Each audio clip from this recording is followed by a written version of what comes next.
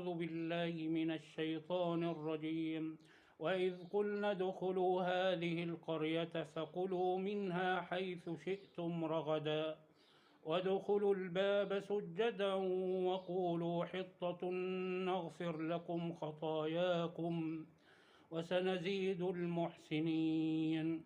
فبدل الذين ظلموا قولا غير الذي قيل لهم فأنزلنا على الذين ظلموا رجزا من السماء بما كانوا يفسقون.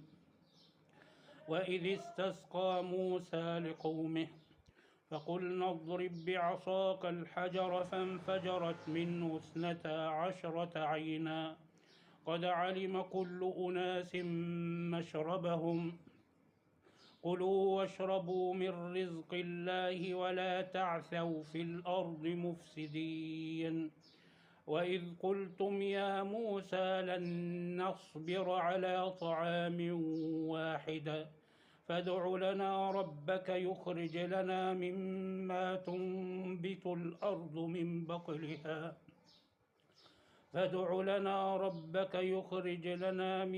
تنبت الأرض من بقلها من بقلها وقثائها وفومها وعدسها وبصلها. قال أتستبدلون الذي هو أدنى بالذي هو خير اهبطوا مصرا فإن لكم ما سألتم وضربت عليهم الذلة والمسكنة وباءوا بغضب من الله ذلك بأنهم كانوا يكفرون بآيات الله ويقتلون النبيين بغير الحق ذلك بما عصوا وكانوا يعتدون. إن الذين آمنوا والذين هادوا والنصارى والصابئين من آمن بالله واليوم الآخر وعمل صالحا فلهم أجرهم عند ربهم ولا خوف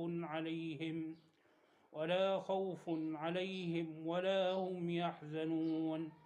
وإذ أخذنا ميثاقكم ورفعنا فوقكم الطور خذوا ما آتيناكم بقوة واذكروا ما فيه لعلكم تتقون ثم توليتم من بعد ذلك فلولا فضل الله عليكم ورحمته